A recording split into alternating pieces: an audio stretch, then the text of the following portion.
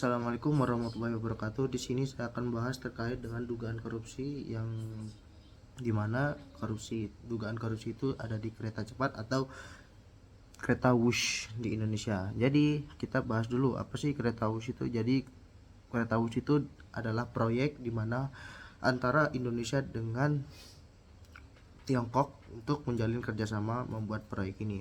Nah, terus kita akan menyelidiki kasus ini.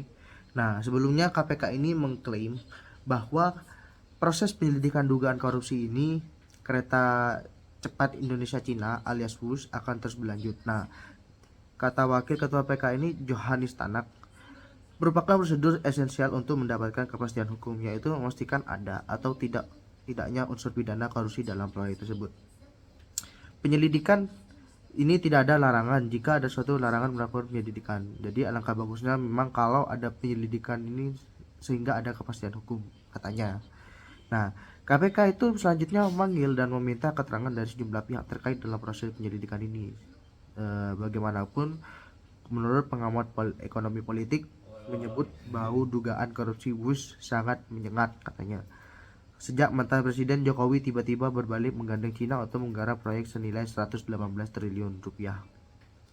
Jadi, kalau dibandingkan dengan tawaran yang dilakukan oleh Jepang, itu suku bunganya lebih murah. Nah, apakah APBN sanggup untuk menanggung beban kereta uang cepat? Bukan, menanggung beban utang kereta cepat dan apa dampaknya? Nah, jadi di sini KPK menyelidiki dugaan korupsi kereta cepat. Nah, memasuki babak baru setelah mantan Menko Polhukam Mahfud MD ini menyebut atau mengungkapkan ada dugaan tindak pidana proyek push di kanal YouTube pribadinya pada 14 Oktober lalu. Di situ dia mengklaim ongkos pembangunan per 1 km kereta cepat di Indonesia ini terlalu mahal, alias ada potensi penggelembungan harga. Jadi begitu isu dugaan markup kereta cepat WUS mencuat, publik mendesak Komisi Pemberantasan Korupsi itu mengusut kasus ini. Nah, pihak KPK ini sudah memanggil beberapa pihak yang terkait penyelidikan dugaan korupsi ini. Namun KPK tidak bisa mengungkapkan siapa saja pihak yang diminta keterangan. Akan tetapi, pihak yang diminta keterangan adalah mereka yang diduga mengetahui konstruksi perkara tersebut. Harapannya setiap informasi yang disampaikan akan membantu lembaga anti rasuah mengungkap dugaan korupsi dari proyek senilai 118 triliun tersebut. Nah, di tengah proses penyelidikan, Pak Presiden Prabowo ini membuat pernyataan mengejutkan terhadap halayak publik. Beliau menyebutkan proyek kereta cepat besutan pendahulunya Pak Jokowi bukanlah masalah karena pemerintah bakal membayar cicilan uang kereta cepat sebesar 1,2 triliun setiap tahun. Jadi, pemerintah itu akan bertanggung jawab mengenai kereta WUS ini. Apakah menggunakan APBN? Katanya sih menggunakan hasil dari korupsi dari koruptor-koruptor itu. Nah, banyak masyarakat yang tidak setuju dengan adanya kereta bus itu karena menggunakan anggaran yang gede dan juga bisa jadi terdapat dugaan korupsi di situ. Nah, di sini kita sandingkan dengan yurisdiksi yang ada di Indonesia. Nah, apa saja yurisdiksinya, yaitu jadi gini, kasus kereta cepat itu kan sebenarnya sambung dengan materi jurisprudensi. Nah, karena proyek itu kerjasama antara Indonesia dan Tiongkok, jadi otomatis ada campur tangan hukum internasional di dalamnya. Yaitu yang pertama, yang dipermasalahkan yaitu isu yang sering muncul biasanya itu biaya proyek yang bengkak atau biaya proyek yang sangat gede. Kontrak kerjasama Indonesia dengan Tiongkok, banyak tenaga kerja asing masuk, kecelakaan di lokasi pembangunan, kalau ada pelanggaran hukum mana yang kita pakai. Nah, ini dengan ada kaitannya dengan prinsip yurisdiksi internasional. Nah, yang kita bahas ini yaitu yang pertama yaitu yurisdiksi teritorial. Nah, proyek WUS ini kan dibangun di Indonesia. Jadi siapapun yang bekerja di situ, mau WNI atau tenaga kerja asing atau investor perusahaan Tiongkok, tetap tunduk kepada hukum pidana di Indonesia. Nah, jadi yurisdiksi teritorial ini negara berhak mengatur segala hal yang terjadi di wilayahnya. Jadi negara Indonesia itu berhak mengatur para pekerja tenaga kerja asing yang ada di Indonesia. Nah, terus jika terjadi kecelakaan, misalnya mobil proyek ini nabrak orang, ya jadi ya tuntutan itu tetap dari pihak dari Indonesia, bukan dari pihak yang Tiongkok. Nah, dan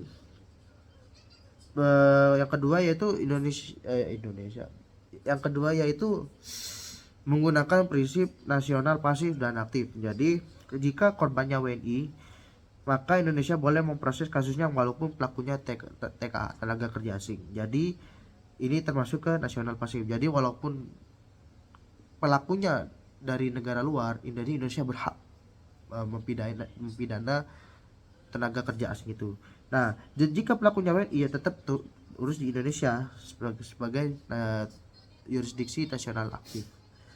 Nah, jadi negara itu boleh menegakkan hukum terhadap pelaku yang merugikan warga negaranya. Terus jika disambungkan juga yurisdiksi eksekutif ini ke perusahaan asing. Jadi walaupun KCIC itu gabungan BUMN perusahaan Tiongkok, tetap tidak ada ceritanya perusahaan asing kebal dengan hukum. Nah, jadi di Indonesia itu yang tunduk aturannya yaitu K3, perizinan lingkungan dan pidana korporasi. Ini boleh dilakukan oleh negara tempat kejadian. Jadi dilakukan oleh di negara di Indonesia. Jadi Indonesia punya hak untuk menindak dari kasus jika terjadi kecelakaan atau dugaan korupsi di situ. Nah, terus kita beralih ke juga soal kontrak internasional. Jadi mereka itu menggunakan pilihan hukum atau choice of law. Biasanya kayak seperti kalau sengketa kontrak itu dibawa ke arbitrase internasional. Arbitrase itu apa? Arbitrase itu penyelesaian antar individu kedua negara jika terjadi sengketa. Terus jika hukum nasional ini bisa berlaku kalau dijadikan pilihan hukum. Jadi penyelesaian sengketa bisa lewat perjanjian internasional. Artinya masalah pidana untuk itu Indonesia yang mengurus, dan masalah kontrak atau investasi bisa lari ke arbitrasi internasional atau untuk hukum perdata internasional. Nah, jika terjadi kelalaian negara, negara itu mempunyai pertanggungjawaban. Misalnya pengawasannya kurang, izin diberikan asal-asalan, standar keselamatan itu dilanggar, maka Indonesia bisa terkena ke ranah internasional. Nah, jadi negara Indonesia itu bertanggung jawab jika melanggar kewajiban internasional.